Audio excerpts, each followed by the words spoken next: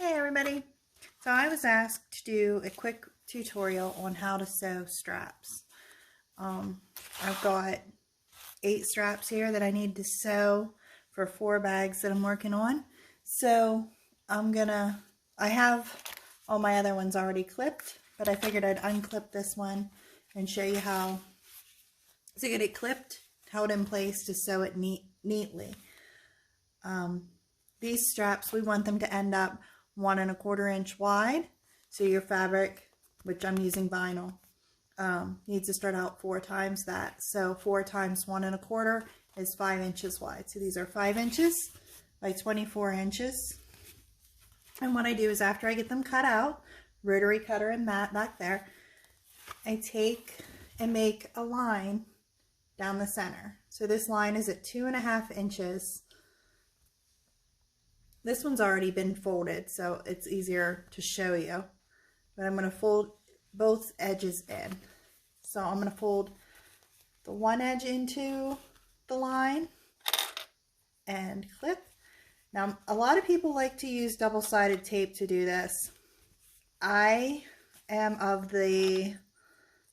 the camp that does not like to use double-sided tape any more than I have to. My machine hates me for it when I use it. It skips stitches if it gets into it. So I just kind of work without the double-sided tape. But many people will run a length of double-sided tape down the center and bring their centers into that. And it does help with the clipping. But again, my machine doesn't tolerate it well since I use a domestic Bernina machine, and I'm just clipping in the other side to the middle, so they both go to the middle for now. And this, get them all clipped. And I'm using clips instead of pins because I'm working with vinyl. Anytime you're working with vinyl or leather, you always want to use clips instead of pins because any holes you place in that fabric are permanent. Now, if you were working with cotton woven, interfaced cotton, and you wanted to use pins, then that would be by your discretion. But I still use clips for that as well. So now that we've got both sides turned into the middle, we're going to again fold this, effectively hiding all the raw edges. So I just move my clips so that they cover both sections, and some of these can get moved to the side. We don't need quite as many, but it just is helpful to clip both sides in full so it holds it in place while you do the whole length of it.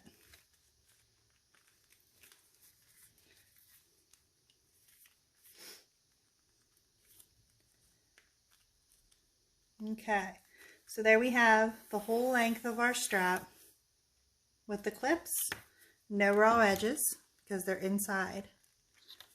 There you can see on the end, we folded both edges in to the center and then folded that in half.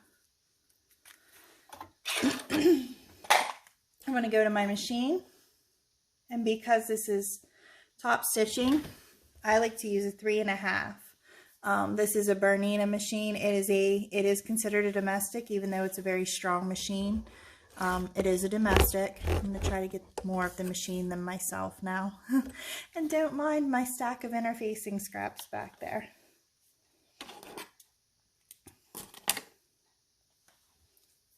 Okay. So first I'm going to sew 1/8 of an inch from the edge, and I like to use the open edge first, the side with the clips, and just sew it.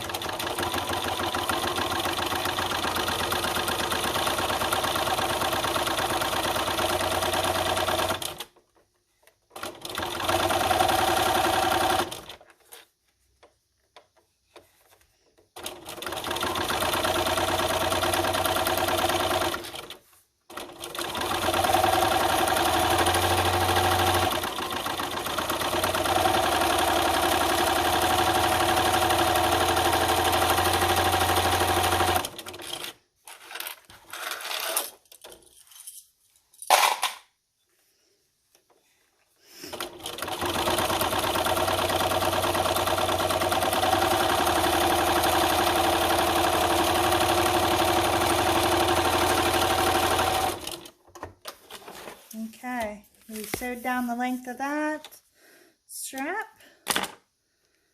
And some machines will require a walking foot or a Teflon foot, or what's the one they use with leather, sometimes like a roller foot. My machine does pretty well with most vinyls. Unless it's a really sticky vinyl, it does pretty well with it. So as you can see, try to get you close here, I sewed down this edge at 1/8 of an inch. This is my back side. So now I'm just going to sew down the other edge at 1/8 of an inch as well.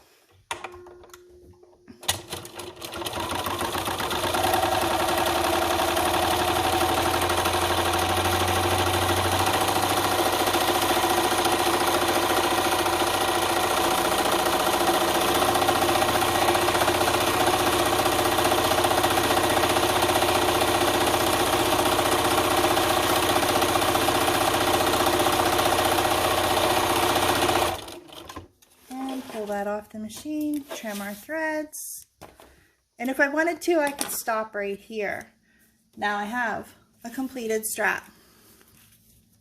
It is stitched on both sides, but let me grab the bag this matches. On the stripes on this bag, which this strap goes in this connector, like so.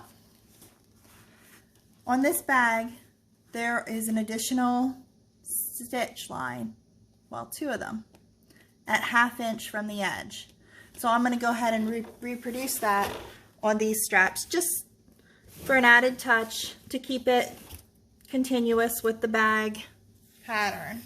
So now I'm going to go to 1/2 inch seam allowance and do from each edge again. My stitch plate is marked. And you probably can't see it due to the light, but my stitch plate is marked with 1/4 inch, 3/8, 1/2, 5/8, and so on, up to 1 inch, which is really nice thing that Bernina does.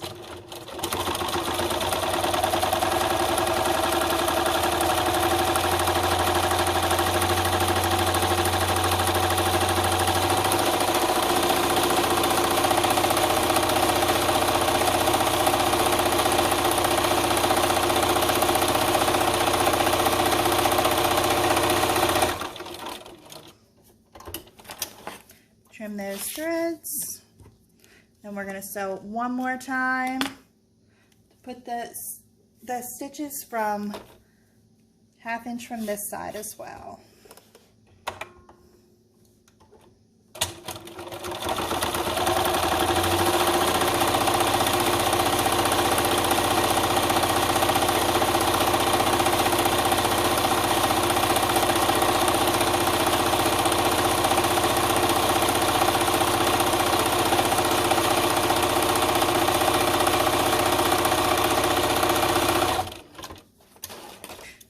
Those extra 2 lines of stitches in the middle also help to reduce on bulk.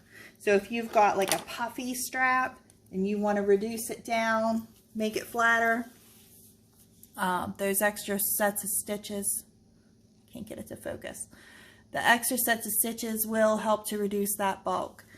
But here we go. We've got 4 lines of stitches. We've got our edge where this would have been the opening. And now I can continue with making the rest of the straps and getting them on the bag. This bag with the straps, I'm going to go through the rectangle, fold it up like this, like so, and then stitch a box on here, and then also add 2 rivets, because these bags have a lot of rivets on them, and I just like to reinforce stitch lines on handles with rivets. One other thing I can show you real quick is I like to do straps in production style. So I'm going to throw that on the end of this video. Try to go through it kind of quickly. But I do have 7 more straps here to do. So as a former quilter, you learn what they call, what do they call it? I don't remember what they call it right now. Sorry. But you just like end to end and keep going, and it saves on thread and actually goes along a lot quicker.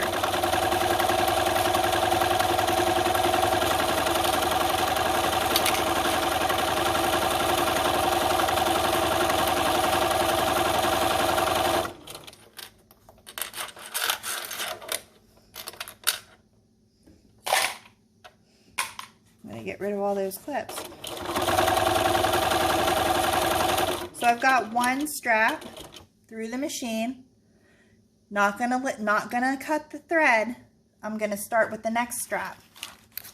So I'm just gonna take the next one, lift my presser foot, feed it in there, and continue on sewing.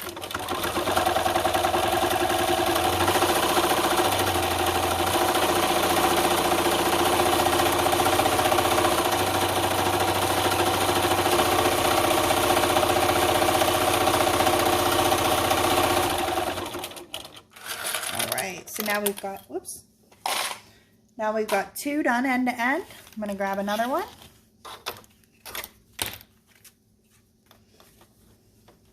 Again, let the last strap on the machine, lift presser foot, insert the next one, keeping in mind your seam allowance, 1/8 inch, and sew. Now you'll see this black fabric, this black vinyl, doesn't feed quite as quickly as that gray one did. So it'll go a little bit slower. This black one has a little more stretch to it also. So you do need to be aware of the stretching. Because when you stretch them, that's when they twist.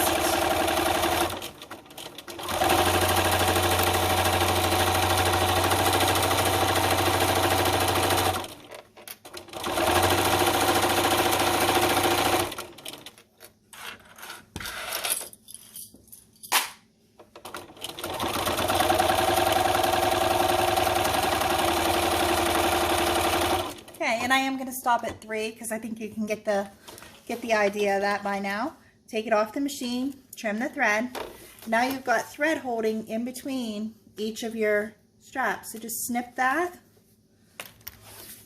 And again, between 1 and 2, snip that. And this is where you started. So then we go on to the next side. We want to go 1/8 inch from the other side and start again. And we'll run those 3 straps through again.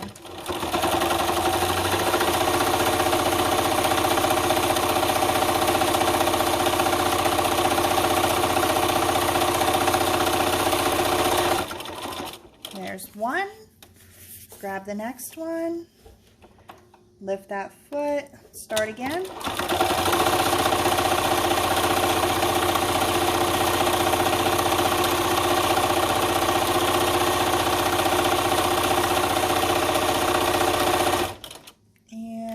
Black one.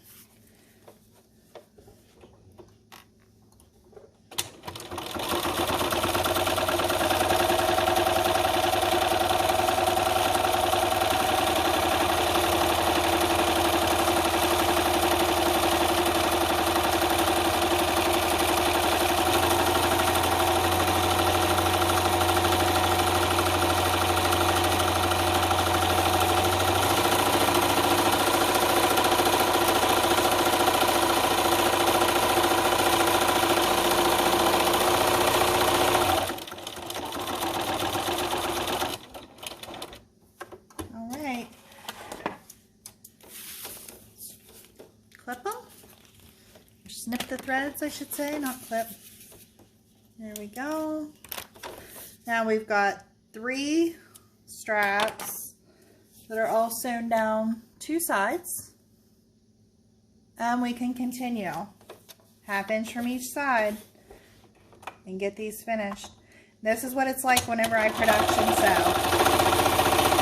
Just do all the steps, repeat end to end.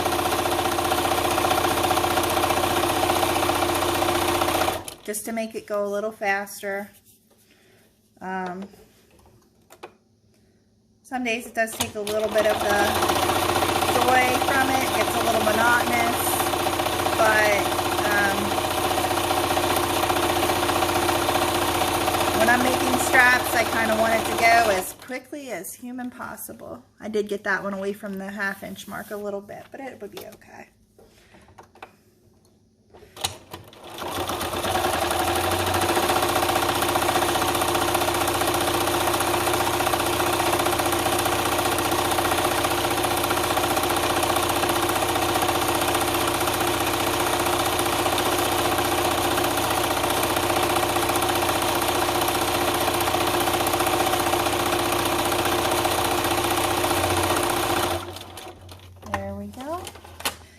And snip these.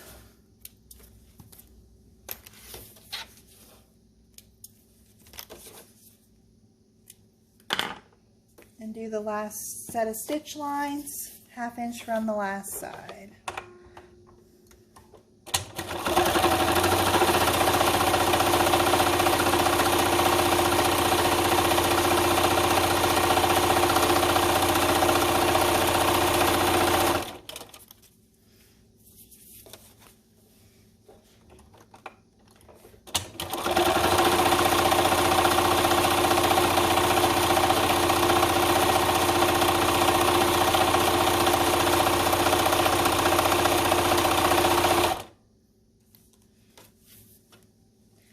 Last one.